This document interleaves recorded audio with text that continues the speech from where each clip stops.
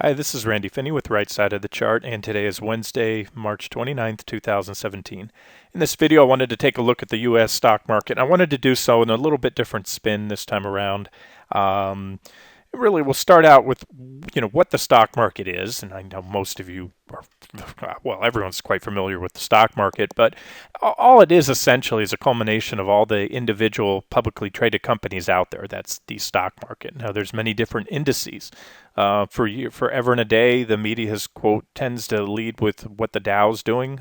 Dow's 30 companies, so not very diversified among individual stocks, and but it does a decent job of tracking the overall economy because it is somewhat diversified among sectors, somewhat. Then you have the S&P 500, which in my opinion does a much better job. Not a perfect gauge of the economy because it's only large cap stocks. That's what makes up the S&P 500. 500 of the largest, blue chip companies in the U.S. But it is diversified among sectors. Then you have small caps, mid caps. You have, as everybody knows, the Nasdaq Composite and the QQQ, and that's what I wanted to talk on today. A couple things. I want to talk on a lot about QQQ and really what it is, and how it's more so, the Nasdaq 100. When I refer to the QQQ, I'll use these terms interchangeably. The NDX, the Nasdaq 100, NQE minis. You can't trade the Nasdaq Composite. There's not a tracking ETF. There's just too many stocks in there.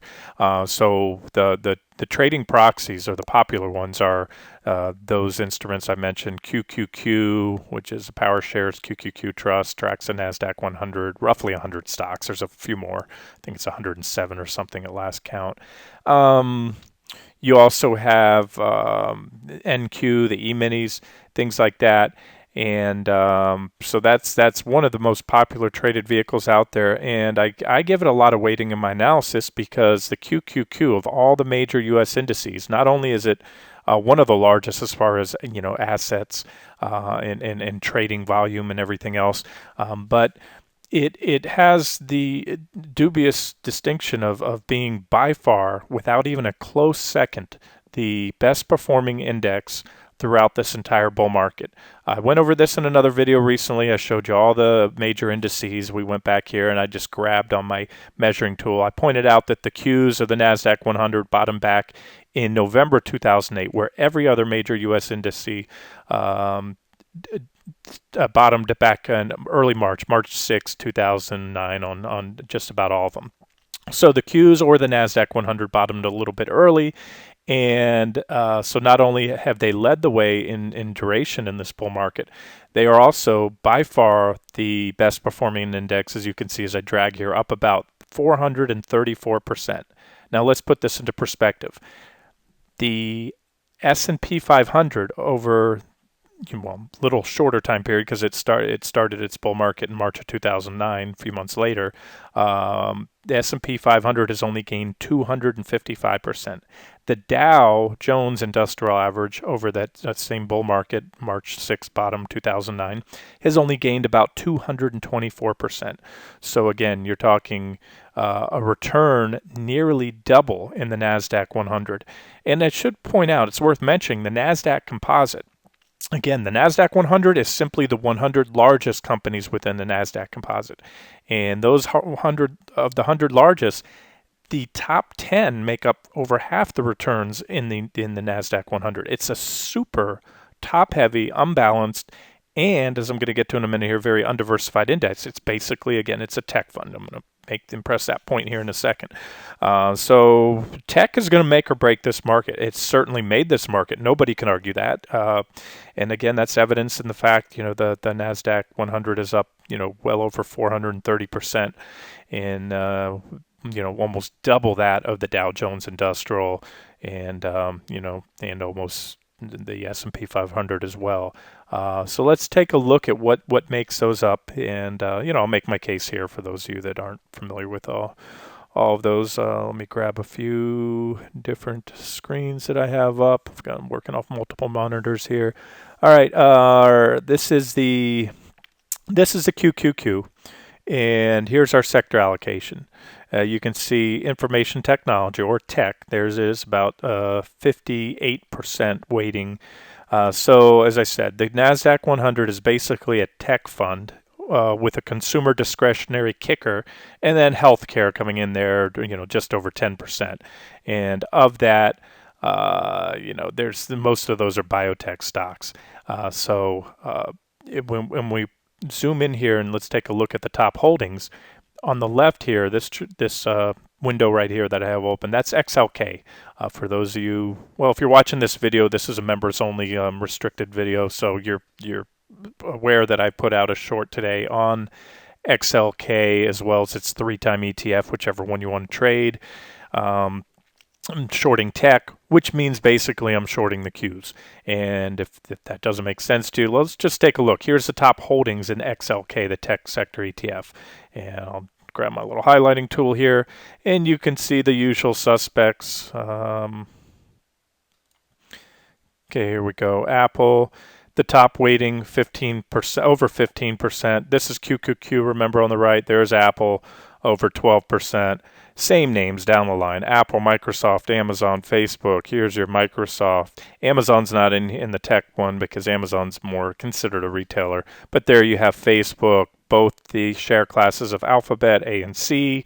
If you're wondering where the B went, that's just the shares that the founders hold and some of the directors of the company, so they can keep control of the direction of Apple or Alphabet. I'm sorry, but there it is. So if that's not clear enough, you can look at the weightings and note that just as with the Nasdaq 100 or the QQQ. As I said, the bulk of the index, bulk of the holdings in the QQQ make up the majority of the returns. You can see the same holds true with XLK. I mean, right here, there's over 25%. When we get here, we're over 37%. This puts us well over the 50% mark. So just the top, 5 or so. Really, it's 1, 2, 3, 4, 6 stocks, but that's 5 companies because you have both share classes of Alphabet. So if you want to know where tech is going, you just need to know where these companies are going. And same thing holds true with the Qs. So that's pretty much that. Let's see what else I had to show you here. Let's click on this, clear that out, past another window over here. And here's the S&P 500 now, a much more diversified index. Yes, it is also top heavy, as is our economy with these, giant mega cap companies like Apple and Alphabet. They've come up, it's amazing, in the last 10, 20 years. I remember when energy was one of the biggest components of the S&P not so long ago, financials as well. So things have changed over time, and it's hard to argue that tech has single-handedly been the leading sector throughout this bull market. And I'm just making the case here that, and I'll make it even in much more detail when I get into the individual names, the top holdings, and really have time to review each of those charts. But that when tech breaks, the market breaks. And I'm going to go over some of these other sectors, but again, as we look at the S&P 500 here, you can see how much more rounded out it is and more representative of the overall economy. As we know, as important as technology is, there are many other industries out there, many other sectors of the economy, such as financials, healthcare. By the way, the Nasdaq 100 does not have any financial stocks in there. Healthcare, consumer discretionary, industrial, staples, energy, utilities. So you go down the line, and these are roughly, in line with the weighting or the importance that they have in the economy as well. So the S&P 500 again is really a much more accurate measure of how's the U.S. stock market. I'm sorry, how is the U.S. economy doing, and not so much QQQ. Sure, tech does play a big role in there, as I said, but again, it's make or break really for the Nasdaq 100, and what led the Nasdaq 100 up all these years and had it outperform. I have virtually no doubt in my mind, and I've seen it before, and it's happened in the previous bear market and the crash of 2000 when the tech bubble popped. The same high-flying tech companies that led it up will lead the market on the way down. So if you want to know where to make the most money, Nothing's guaranteed in trading, but you short the Nasdaq 100 even on a pullback, but especially on the next bear market. And you're most likely you're going to outperform the S&P 500 because the S&P 500 has a lot of these defensive sectors such as utilities, as I just mentioned, consumer staples, things like that, where the institutions as well as individual investors, they flock to those companies because they tend to hold up relatively well compared to some of those high-flying tech names during a economic downturn or even a stock market correction. Okay, and just one other before we get off that train of thought here, or this the power shares QQQ. I just showed you the sectors that it had, but what it didn't show you there is what it didn't have. And this is what I actually posted these on the site the other day, and I replied to under a front page post. As you can see, there's not any representation from the energy sector, from the financial sector, from basic materials, from real estate, REITs, nor utilities, and telecoms, small part. So again, it's basically, about 60% or so tech with a consumer discretionary and healthcare kicker is all the Nasdaq 100 is. So, and keep that in mind if you guys take if you take a trade on the XLK or the short ETF, the 3-time leverage short ETF. Keep that in mind. If you're short QQQ, there's a tremendous amount of overlap, as I just pointed out. So factor that in with your positioning, because you're not going to make money on one and lose on the other. Those two are going to move nearly in perfect synchronicity. Before I get into the individual sectors, because that's what I want to do in this video, and I'll wrap it up quick, I'll run through those. I wanted to go over the sectors of the S&P 500. And that gives you an idea. And I'll make a point that, again, it'll help illustrate that tech has been holding this market up. And we have even some sectors that are already in their own bear market, such as energy. And nearly every other sector is still well off its highs, even though that both tech and the Nasdaq 100 are the only things out there right now as far as major sectors or indexes threatening to make a new high. But a couple of records lately. It's interesting to note. I caught the headlines the other day. Some of you might have saw this, that consumer sentiment, which as I posted today on in the trading room somewhere, is completely a concurrent, if not lagging indicator, meaning it just goes, you can do this yourself. Just take a long-term chart of consumer sentiment, Google it, and you'll find a chart on it, and overlay it with the stock market. Stock market goes up, consumers get giddy because their 401ks are going up. They spend more money, stock market drops, sentiment drops. There's actually absolutely no predictive value other than which I'll get to here in a second, is using extremes. So anyways, the most recent consumer sentiment numbers that came out, was it yesterday or the day before? One of the two, this week, was the highest reading on record since November of 2000. Well, I know some of you have some years on me, and I'm sure there's a lot of people listening to my voice who are quite a bit younger. I was around. I was actually a stockbroker at the time during the crazy tech boom bubble and then the bust. This was the biggest drop by far, nothing even remotely close, in the Nasdaq 100 and the Nasdaq Composite after the dot-com bubble popped.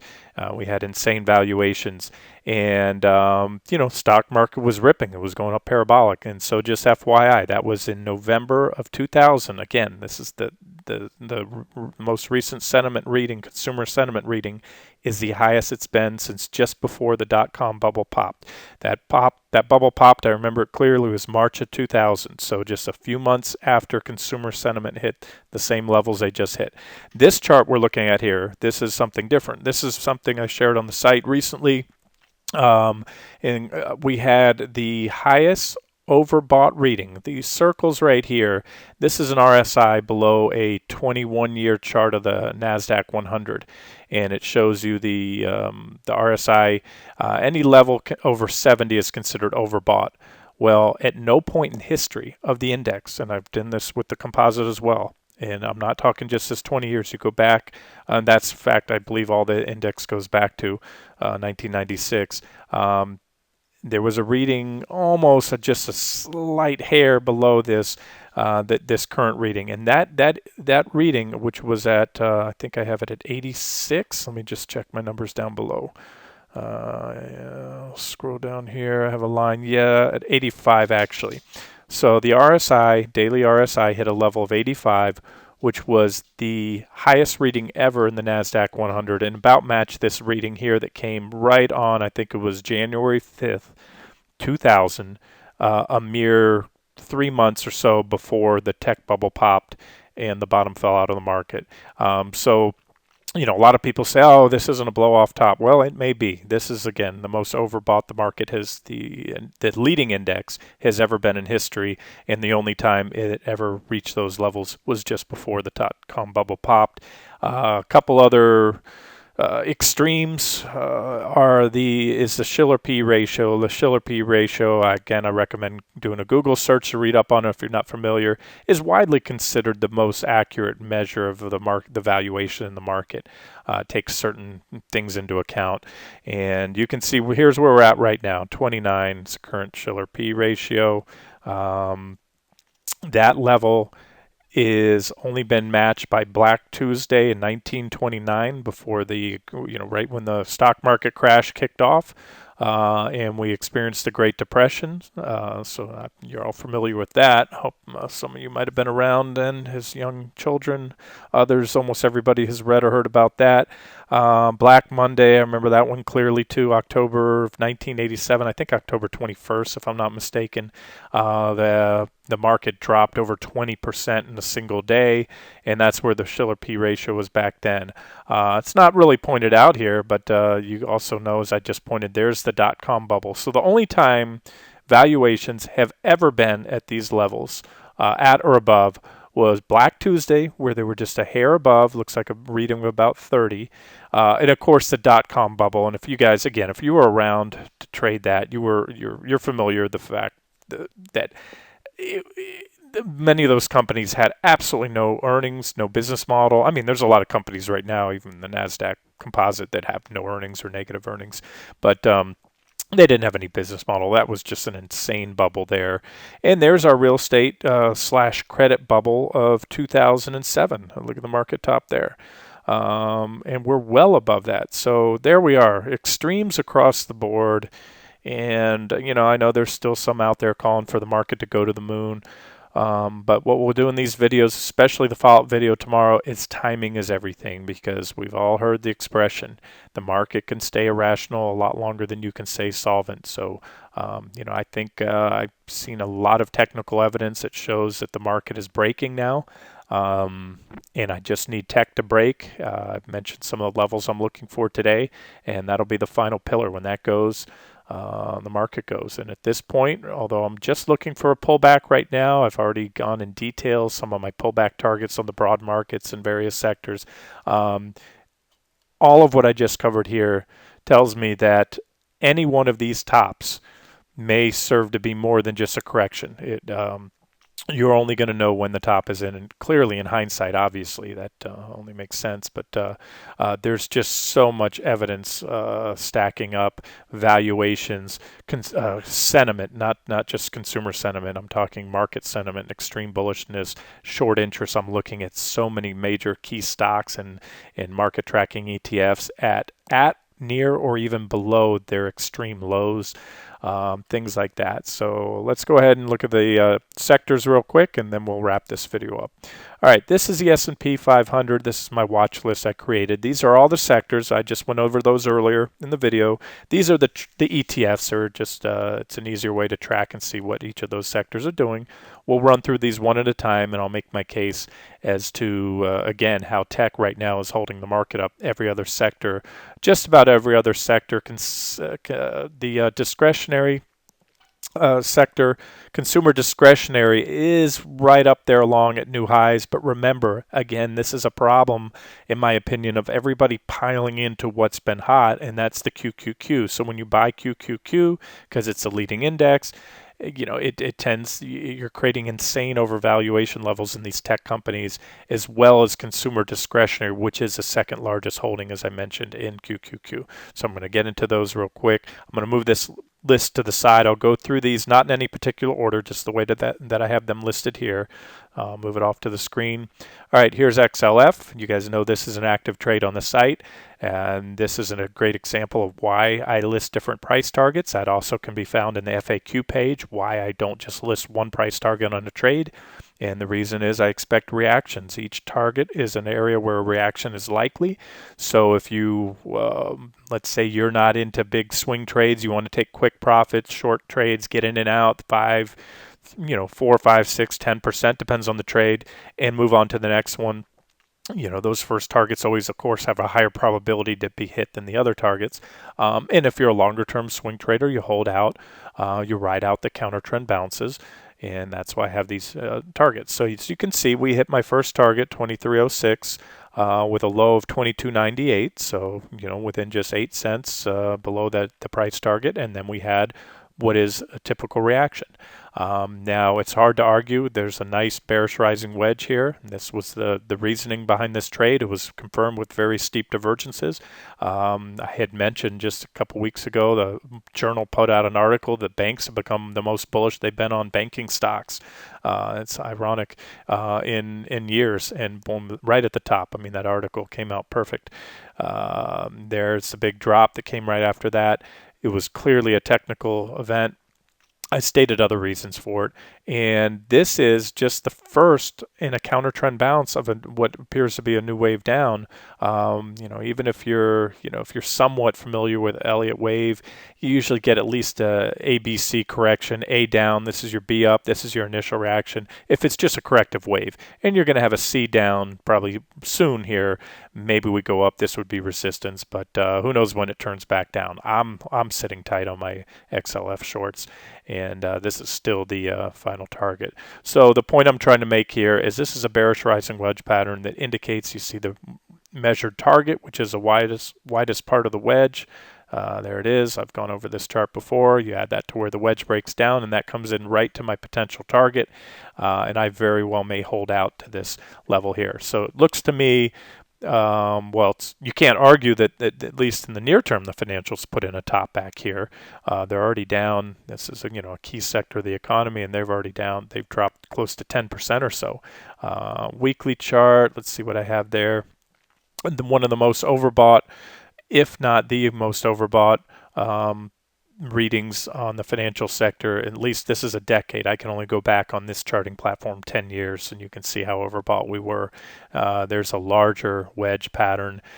Key support down here, 2081. That's where my minimum target, looking at this weekly chart at least, would be down here to this trend line, and more likely here. And I think there we'd get a reaction around that 2081 level. But looks like, at least for now, it's safe to say that the financials topped back a few weeks ago. Whether they head on to new highs or not, only time will tell. But right now, I'm seeing more downside. Energy. Okay, here's XLE. There's a lot on this chart. Try to ignore everything but this purple trend line right here. Well-defined 1, 2, 3, 4, 5 reactions. Finally broke through, back tested from below, and we're still below that. So that's bearish until and unless that purple trend line is regained. And we also had a mountain of support at 71.62, which was broken. That level is now resistance. You can go back. The reason I call it a mountain of now resistance, you can see there's a lot of, I might have to change a color here, a lot of reactions going back in time. And it looks like a pretty formidable resistance level. We had divergence, negative divergence, and extreme overbought reading down there on the RSI. But more importantly, here's a sector well entrenched in a bear market. This is my weekly chart, but let's go back to a monthly. This tells a story, and I've put this chart up, and I was calling for a new bear market in the financials back here, and we got one. These are all old notes. We topped back here. There was a divergent high. It's not drawn out on this particular board, but you can see the negative divergence, from this peak to this peak. We had a bear flag pattern. I was pointed out at the time. Bear flag here. There was your flagpole. That bear flag broke down, hit my measured target. And most importantly, maybe the bear market in the energy stocks is over. Maybe not. We're not even close to the 2014 highs. So we're still well off those highs. In fact, I'll tell you right now, we're still, what is that, 30% off the highs after experience a bear market so far that's gone down 50%, wiped out 50% of the XLE there, or 50% drop. And here's our primary uptrend line. It's pretty well defined. Comes off the 2002 lows, and we back tested it and rolled back over. So there's one of the key sector of the economy in a confirmed bear market, and certainly well off its highs right now. XLV, healthcare. This is a daily chart. I see just trend lines. You get these trend line breaks, uptrend line breaks, correction, corrections, correction, correction. Here's the most recent uptrend line break. So far, we're correcting. We're still well off the highs. And what stands out to me on this one, we look at it in a weekly time frame. Again, a 10-year weekly chart.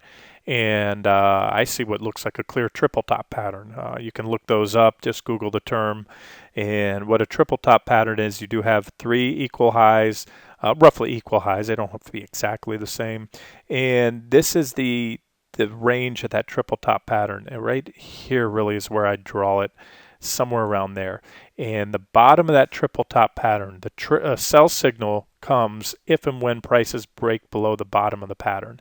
And they're pretty powerful reversal patterns, especially when they form over a couple years, as this one does. So that's the healthcare sector. Now it can go either way. If it takes out those highs, anything other than just a brief pop, a false breakout, which then fails, that's certainly a possibility. But if you see an impulsive move after such a long period of consolidation, a breakout, I'm open to anything. However, it's these divergences down here. See these negative divergences? These are what tell me that the next lasting trend or break from this consolidation range is likely to be to the downside and not the upside. In fact, these are Fibonacci retracement levels of the bull market. I mean, a minimum, and you can see how well that 38.2 retracement lines up with some reactions there. So does that 50% fib. So, that's one that in the future. And there's a lot of the healthcare industry is in flux now. We all know that with everything going on in Washington. XLK, there's tech. Why don't I finish this one? Well, I'll go into it now. This is tech, as I said. This is basically the NDX, same chart. You put this chart up, a long-term chart or any period, it's going to mirror the QQQ. My 10-year weekly looks just like this.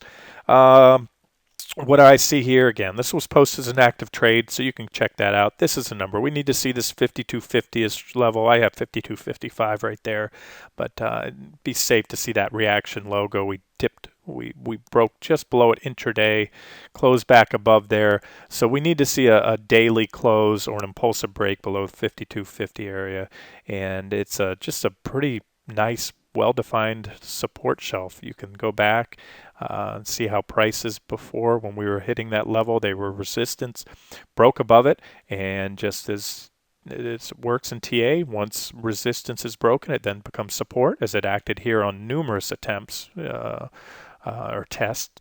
And then once again, we've been flirting with it again.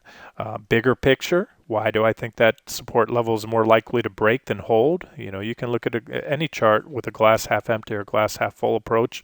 I'm looking at the glass half empty because this is a very large, well-defined uptrend line, bearish rising wedge pattern, confirmed with negative divergence.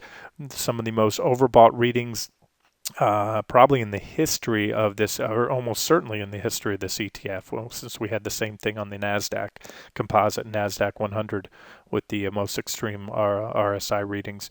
So, and those readings, they come at the, towards the end of blow off tops, as I illustrated a minute ago back on the tech bubble in 2000 when that popped.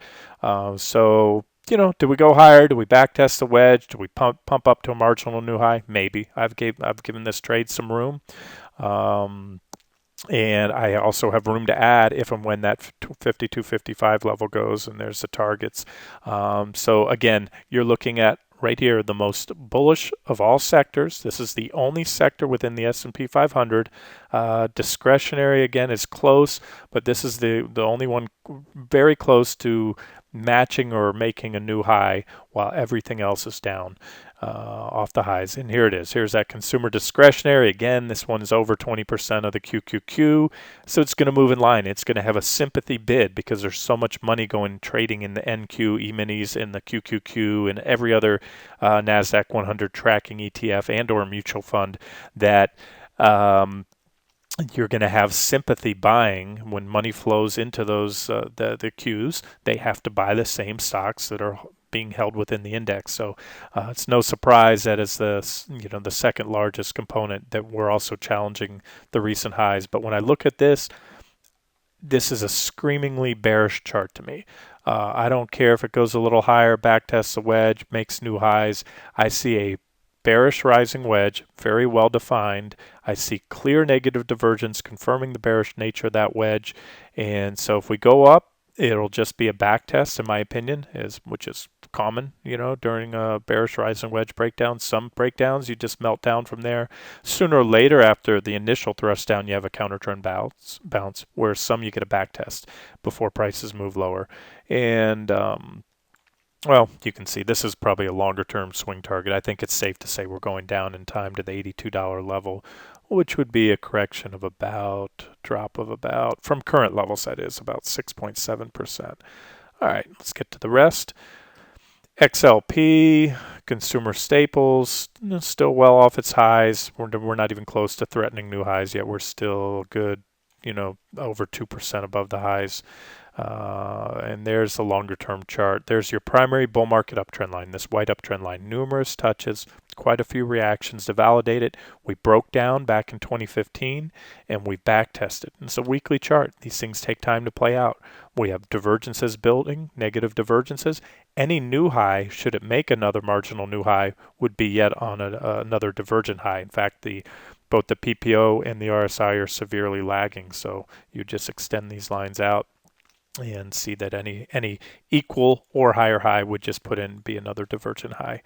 Utilities, this is a defensive sector. You almost expect it to do well when the economy softens, and as I pointed out in recent weeks, this is where I've seen money moving into. Look at these guys. Yes, they're still well off their highs back from mid-2016, but unlike the stock market, you notice how every other sector besides tech is well off its highs, as I just pointed out, the recent highs. Not the case with utilities. This, guys, is a flight to safety bid. This is the institutions and the smart money seeing dark clouds forming on the horizon, so the money, they're stealthily, as much as they can, shifting money out of those high-flying tech names or whatever else they're in, and moving into defensive issues like utilities and consumer staples. XLI, industrials, well, clear bearish rising wedge breakdown. I don't see anything stopping this one until we get down to at least a 62.50-ish level, and wouldn't be surprised to see it make it down to any of these support levels down here. You can see the negative divergences confirming the bearish nature of the wedge. Just as we had a bullish falling wedge here, confirmed with positive divergences, just as we had a negative divergence here, there's another trend line. This is what triggered the selling right here. You had a sharp uptrend line, negative divergence. You had smaller divergences here. They also played out for a correction. It's pretty simple and yet effective. Divergences don't play out 100% of the time, but I would say when they're confirmed and you have especially trendline breaks, they play out well over 90% of the time. So I'm putting the odds in my favor, and I'm just not buying into the bullish case right now. XLB, bearish rising wedge breakdown. These are basic materials. Negative divergence. We had longer standing divergence with this big wedge here, and we broke down, and we had some even more recent divergence right here. You can see how these divergences steepened here. Let's look at a longer term chart.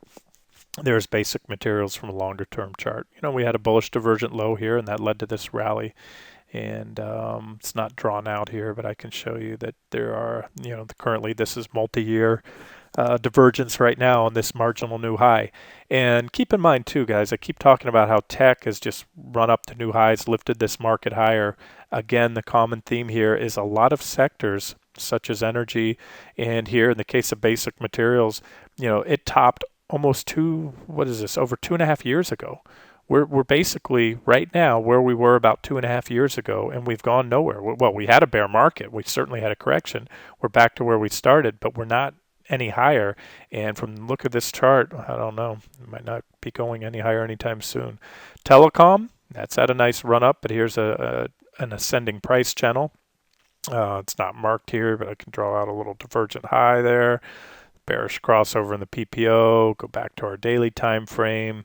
Here's the XLT, pretty well-defined trend line with the first reaction back here in February 2016, another reaction, breakdown, and we're trading below that trend line there. So telecom looks to be headed lower, and the final sector within the S&P 500 is the REITs. XLRE. Now I use XLRE because it's the SPDRs. These are all the same company that the Standard & Poor's. So the same index, so they're more likely to track what's within the S&P 500 better. Although XLRE is a new ETF. You can see by these funky candles, these choppy candles, there was hardly any trading back then. You can see the volume bars. I don't know if you can make it out. Can't even see any volume back here. So I use, to get a better feel of the REIT sector, IYR has been around forever. This was the leader, the first to market. This is the leading REIT ETF. REITs are well off their highs. The REITs peaked back here in 2016, had one heck of a correction, called almost a bear market, down about 15%, and are still well off their highs. And more importantly, the technical posture right now is bearish. We had this this trend line here from the lows, broke down, back tested, and we're still below that. Weekly chart, what do I see? I see a divergent high at this point. That's where we started that 15-16% correction, negative divergence. You can see it there on both the PPO and the RSI. But another dead money sector. This is just trying to bring home my point that the stock market, many of these sectors have gone nowhere now for years. Virtually sideways trading all the way back to 2013. We're just right now. I mean, I'll put a horizontal line so you can see what I'm talking about. Okay, this is the early 2013 highs. That's exactly where we are today. So we've gone nowhere now for years in the REITs. We've gone nowhere now but down in the energy stocks. So it's all about tech, guys. And tomorrow I will follow up with a detailed video on technology and make the case that tech looks poised to break down any day now. All right, this has been Randy Finney with Right Side of the Chart. Hope you enjoyed it.